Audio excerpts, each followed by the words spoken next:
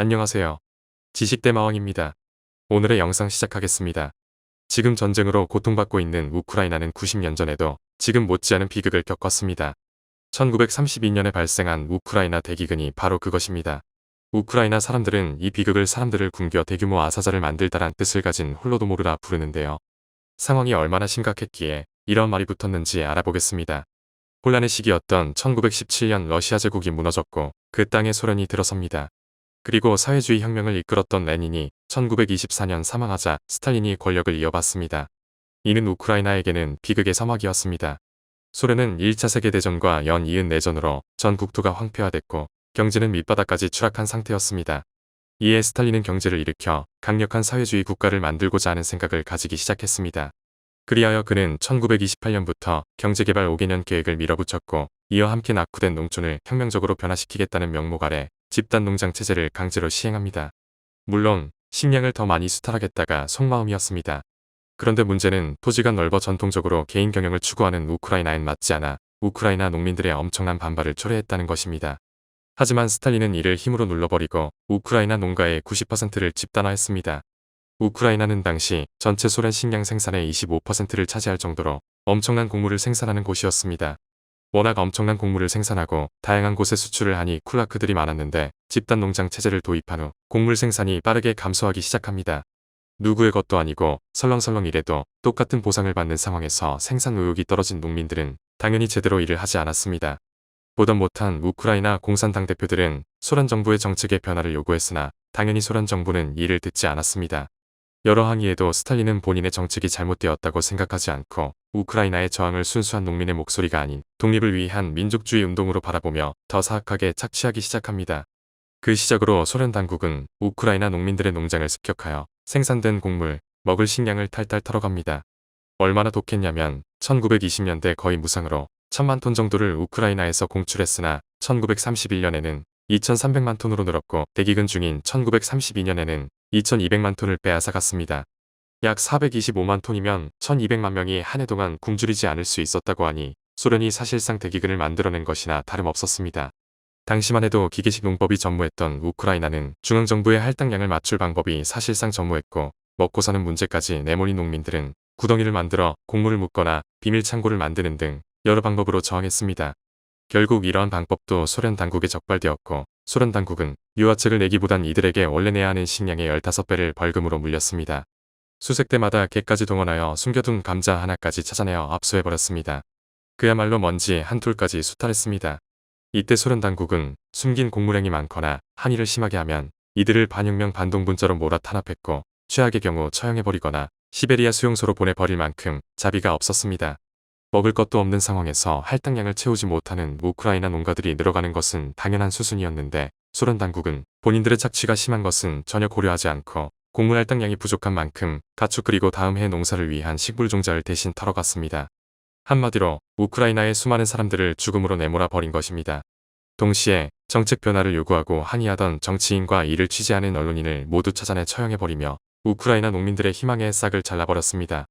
그리하자 우크라이나의 현실을 바꾸기 위해 애쓰던 지도층 인사들은 모두 사라지고 친소련 인사들이 그 자리를 대신하였는데 그들은 물론 이 말도 안 되는 수탈에 적극 협력합니다.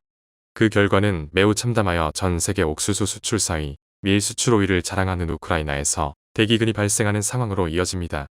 소련 당국은 처음에는 대기근 발생을 전혀 인정하지 않았기에 외신 기자들이 우크라이나를 방문하는 것을 막기에만 급급했고 어떠한 해결책도 고민하지 않았습니다. 오히려 소련 당국은 대기근 소식이 다른 사람들에게 노출될까 염려하여 다른 지역에서 곡물이 들어오는 것조차 막아버리는 만행을 저지릅니다. 따라서 현장에 있는 우크라이나 공산당이라도 해결책을 내놓아야 했으나 농업 지식이 전혀 없는 그들은 이 상황을 수수방관할 뿐이었습니다. 결국 굶주림에 지친 사람들이 살아보겠다고 우크라이나 탈출을 단행하자 소련 당국은 이들을 단속해 농사를 지을 수도 없고 먹을 것도 없는 그들의 고향마을로 돌려보내 노동을 강요하며 8개월 동안 하루 평균 1만 5천 명이 영양실조로 숨지는 상황을 초래합니다. 가장 심할 때인 1933년 6월 하루엔 2만 8천 명이 숨졌다고 전해집니다. 물론 노동을 거부하는 이들은 감옥에 가두거나 총살에 처해버렸습니다. 이러한 통제는 사실상 다른 도시를 혼란하게 만들지 말고 살고 있는 그곳에서 천천히 굶어 죽으라는 암묵적인 명령이었습니다. 상황이 이 정도로 암담하니 도시가 작던 크던 거리에는 시체가 쌓여 있었다고 합니다. 이 기간 중 당시 우크라이나 인구의 12%가 사라졌다고 전해집니다.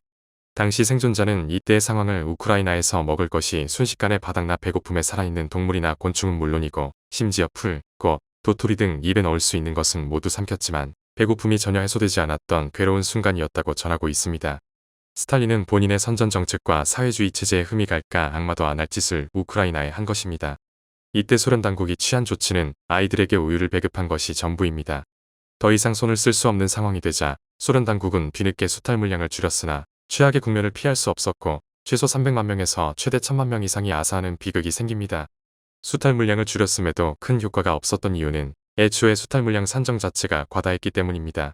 이에 민심 위반이 심상치 않자 소련 당국은 지역 공산당 관리를 숙청하는 것으로 꼬리 자르기를 실현하며 어떠한 책임도 지지 않았습니다. 참고로 대기근이 한참이던 1933년 소련은 1000만 명을 한 해 동안 먹일 수 있는 곡식을 비축하고 있었다고 전해집니다. 어찌되었든 시간이 흐르며 끝나지 않을 것이라고 생각한 대기근도 1933년 하반기를 정점으로 조금씩 개선됩니다.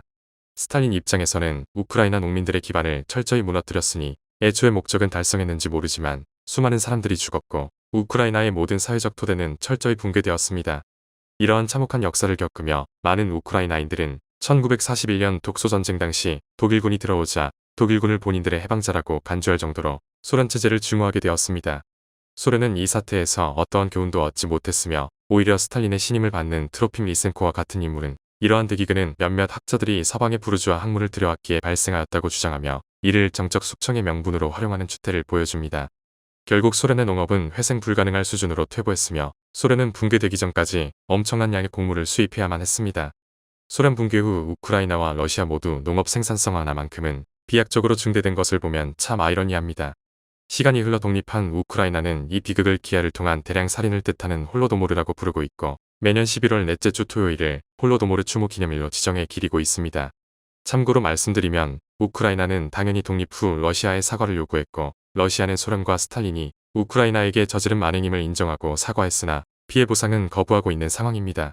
마지막으로 소련의 엄청난 통제로 알려지지 않을 뻔했지만 소련의 방해를 뚫고 유일하게 우크라이나로 들어가 대기근의 참상을 널리 알린 게러스 존스에 대하여 간단히 말씀드리겠습니다. 비밀리에 대기근 현장을 사진으로 남긴 그는 베를린에서 기자회견을 열어 이 사실을 최초로 외부에 알렸고 미국과 영국 등 주요 국가 언론에서 이를 보도하는 데 역할을 하였습니다. 물론 소련을 포함해서 소련의 우호적인 기자들에게 비난과 취재 방해를 받으며 어려움도 겪었습니다. 그리고 시간이 흘러 1935년 중국에서 취재를 하던 중 괴한에게 납치당해 사망하였습니다. 밝혀지지는 않았지만 소련의 정보기관이 개입하여 그의 폭로 행위에 대해 보복하였다는 설도 있습니다. 우크라이나는 그의 용기에 감사를 표하며 독립 후인 2008년 그에게 훈장을 수여하였습니다. 그럼 오늘의 영상은 여기서 마무리하겠습니다. 재미있게 보셨다면 구독과 좋아요 부탁드립니다. 다음 영상으로 찾아뵙겠습니다. 감사합니다.